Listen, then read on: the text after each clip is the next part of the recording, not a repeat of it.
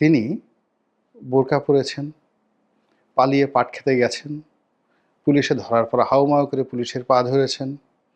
আবার জেল থেকে বের হয়ে তিনি বলেছেন, আমাকে কুত্তার মতো করে পিটানো হয়েছে। এখন অনেক নেতা বলে না যে আমাকে টানিয়ে কুকুরের মতো আমাকে পিটানো হয়েছে, শিয়ালের মতো পিটানো হয়েছে।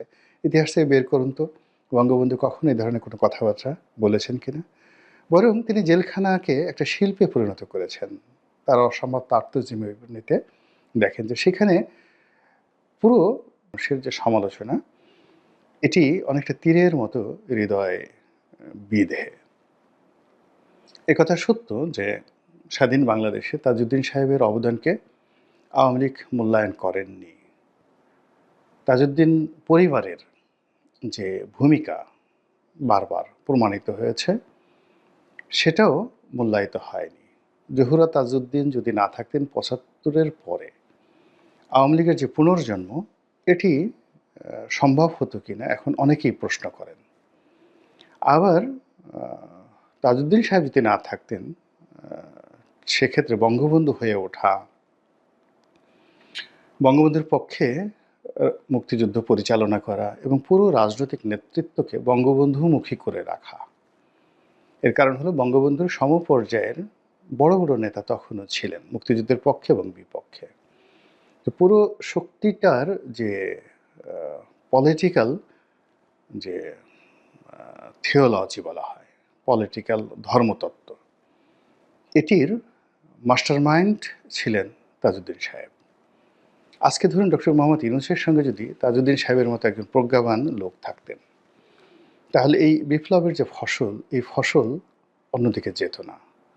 তো এনিওয়ে, তাজউদ্দিন সাহেব মহান মুক্তিযুদ্ধের সময় বঙ্গবন্ধুর জন্য যে কাজটি করেছেন, সেটি বঙ্গবন্ধু আসার পরে শেখ ফজলুল হক মনি, তারপরে খন্দকার মোশতাক আহমেদ, তারপর সিরাজুল আলম খান থেকে শুরু করে আরও অনেকের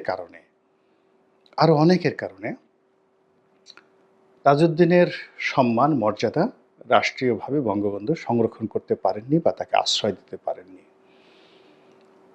কিন্তু তাকে অসম্মান কখনো তিনি করেননি। তার দরজা, বঙ্গবন্ধুর দরজা কখনো বন্ধ হয়নি এবং তাদের মধ্যে বন্ধুত্বের সম্পর্কটা শত্রুতার সম্পর্কে যায়নি। তো শেখ হাসিনা এই জিনিসটা রেখেছেন। বলতে গেলে সোহেল তাজকে তিনি যদি হিংসে করতেন তাজউদ্দিন সাহেবকে, তাহলে তো সোহেল তাজকে আমেরিকা থেকে এনে মনোনয়ন দেওয়ার কথা না। আবার যখন সোহেল তাজ পদত্যাগ করলেন, তখন তাজউদ্দিন সাহেবকে যাকে বলা হয় স্মরণে যদি তিনি না রাখতেন কিংবা তাকে যদি অপমান করা তার বাসনা থাকতো, তাহলে রিমি আপাকে এনে সেখানে নমিনেশন দেওয়ার কোনো প্রয়োজন ছিল না। এবং বলতে গেলে তিনি নিজে প্রধানমন্ত্রী হয়ে তাদের বাসায় গিয়ে রিকোয়েস্ট করে সেই সোহেল তাজের যে আসন, সেখানে তাজউদ্দিন সাহেবের মেয়েকে মনোনয়ন দিয়েছিলেন এবং শেষ দিন পর্যন্ত তিনি সেই দায়িত্বে ছিলেন। তো এটা হয় কি যে বিতর্ক করা যায়, কিন্তু সীমাবদ্ধতা দেখতে হবে।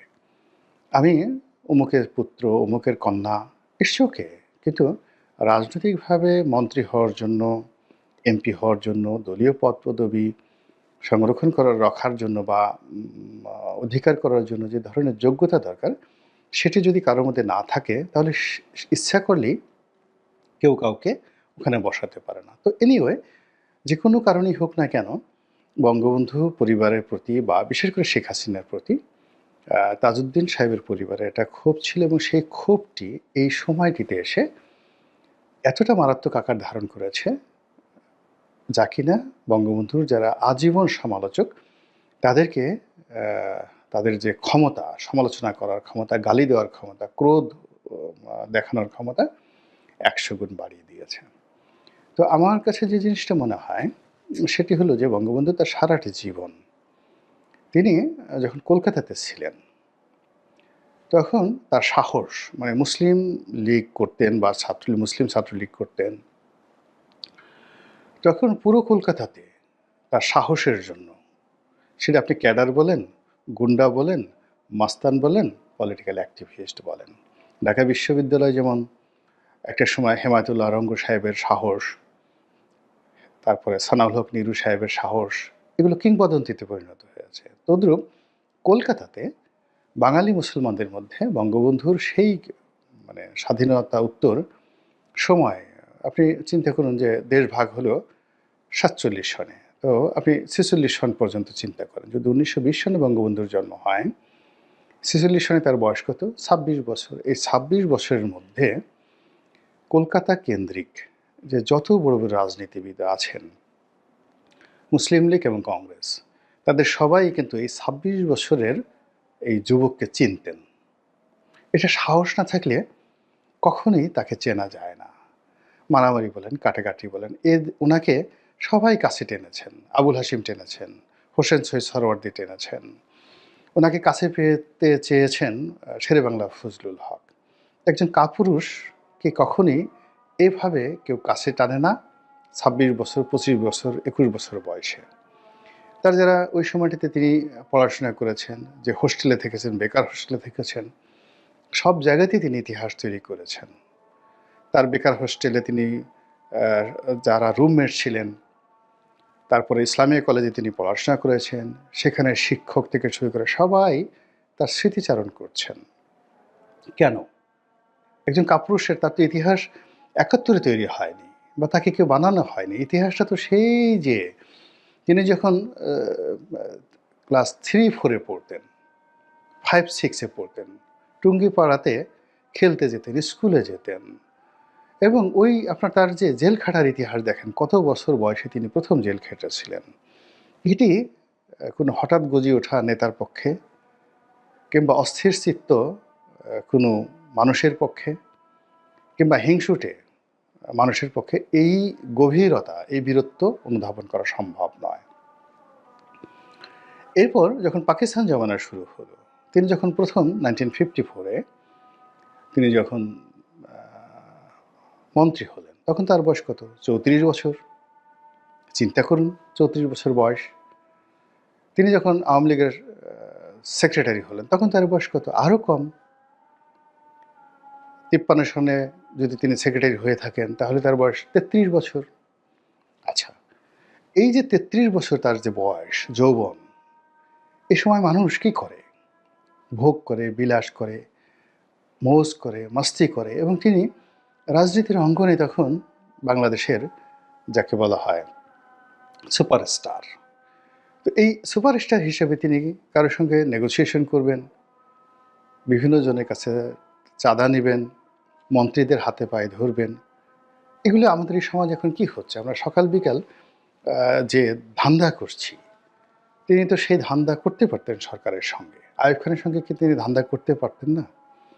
কিন্তু চিন্তা করুন যে পাকিস্তান জমানাতে, পুরো পাকিস্তান জমানা কত বছর ছিল? সেই ১৯৪৭ সন থেকে ধরুন ১৯৭১ সন পর্যন্ত। তো এই যে খুব অল্পকালীন সময়, এখানে ২০ বছর, ওখানে সাকুল্যে ২৪ বছর। তো ২৪ বছর পাকিস্তানি শাসন আমলের ১২ বছর তিনি জেল খেটেছেন। এটা কি কোনো কাপুরুষের কাজ? এটা কি কোনো ভীরুর কাজ? এটা কি ধরনের কথা? যে ২৪ বছরের টোটাল রেজিমে যদি ১২ বছর একটা মানুষ জেল খাটে এবং বারবার, একবার বের হয় আবার ঢুকেন, একবার বের হয় আবার ঢুকেন, বউ বাচ্চা একদিকে, ছেলেমেয়ে কোথা থেকে বড় হচ্ছে, কিভাবে সংসার চলবে, কোনো চিন্তা ভাবনা না করে তিনি স্লোগান দিলেন, জাতির জন্য কাজ করলেন, আবার জেলে গেলেন। এটাকে যদি কেউ কাপুরুষ বলে, তার প্রতি আল্লাহর গজব নাজিল হয়ে না হওয়া মানে বিস্ময়কর ঘটনা। কোনো ব্যক্তি যদি বলেন, কোনো জাতি যদি বলেন যে এই মানুষটি কাপুরুষ ছিল, তার কোনো সাহস ছিল না, তিনি পালিয়ে মানে একবারের জন্য কি দেখাতে পারবেন যে এই ১২ বছর তিনি জেল খেটেছেন এবং কতবার তিনি গ্রেপ্তার হয়েছেন এবং কোনোবার গ্রেপ্তার করার সময় তিনি বোরকা পরেছেন, পালিয়ে